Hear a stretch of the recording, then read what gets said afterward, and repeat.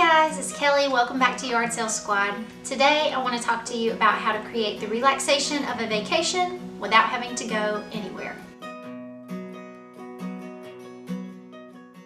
I think I really first started thinking about this a few weeks ago when I ate breakfast for the first time on the porch of this house.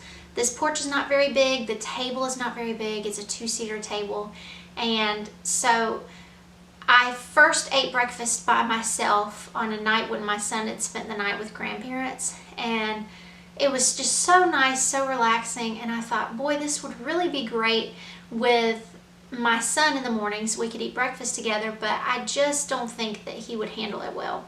Well, fast forward to the next day, we both ate breakfast out there. He did just fine, and now it's kind of become like our summer morning routine. So that got me thinking about how to create a relaxing environment in your home and things that I already do and things that I would like to implement a little bit better.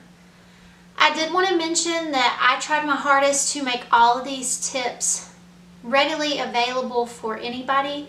So if you rent a home, if you own a home, if you live in an urban area, if you live in the country, if you are on a budget and don't have a lot of money to spend on extra items, this is not about that. Also, disclaimer, this is not about a staycation. So this is not taking time off of work and having a few days or a week at home.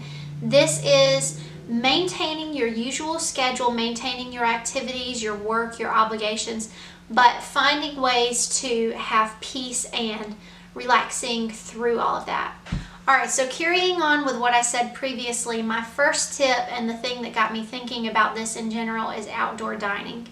Now, this doesn't have to be anything fancy. Ours certainly isn't. I think this table might have come from Big Lots or Kmart on sale, and then the chairs I think came from Dollar General.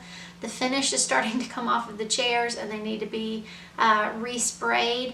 The table is starting to show wear and tear from the heat and starting to break apart a little bit, but it's two chairs to sit in, it's a flat surface.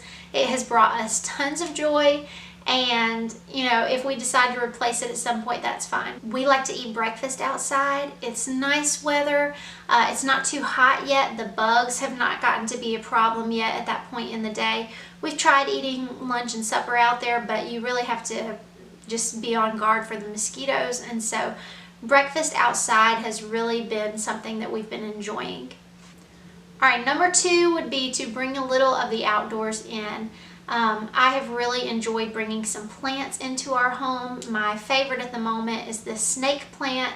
I tucked it into the corner here, and I just think that it's uplifting. It brings a nice touch of green to the environment. Also on tabletops, on bedside tables, these are great places to add that little bit of green. If you want to go real, obviously it requires just a little bit more maintenance, but you can find low maintenance varieties like the aloe plant and the snake plant and still get those air purifying benefits.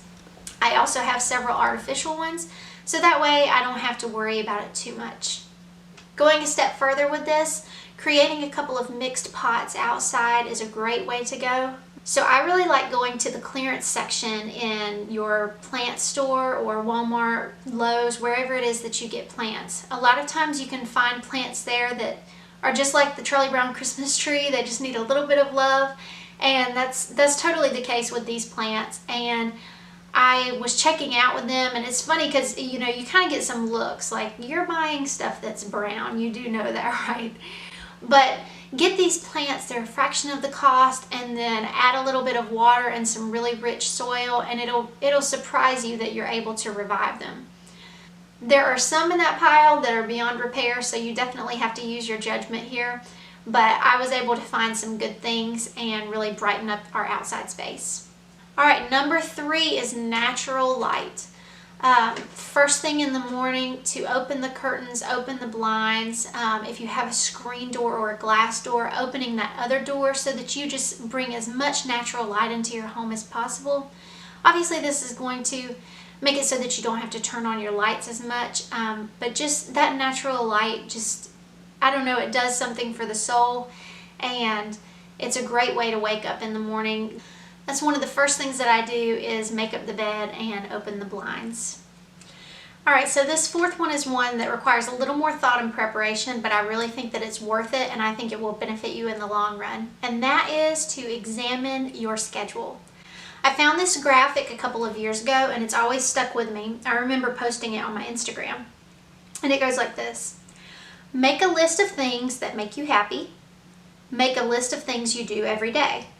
Compare the lists. Adjust accordingly.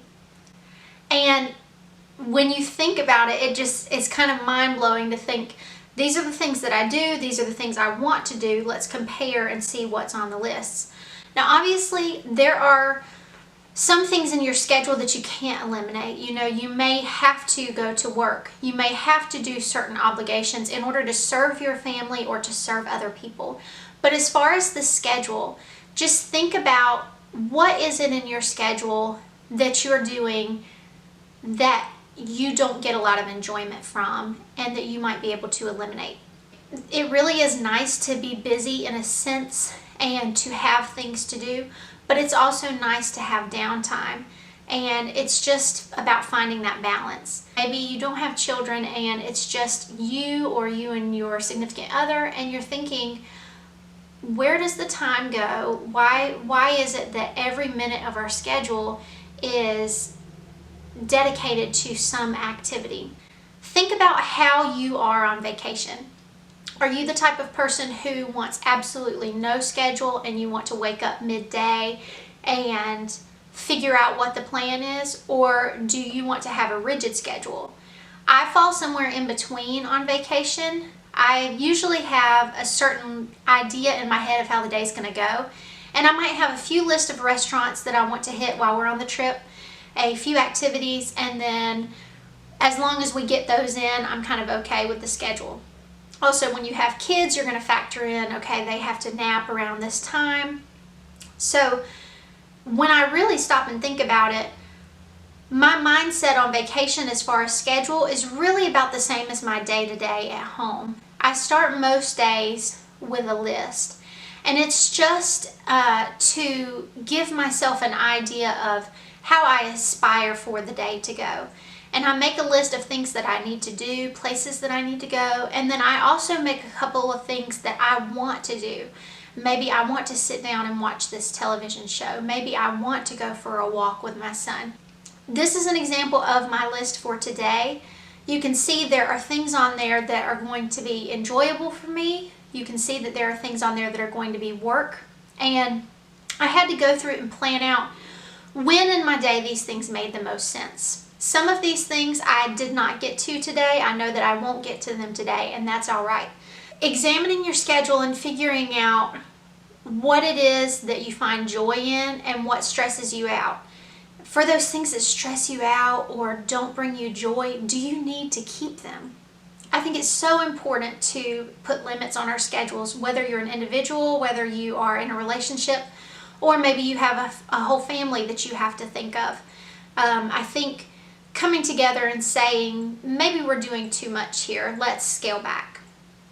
All right, going right along with that, examine your space. Determine, is there anything that is causing you stress on a day-to-day basis?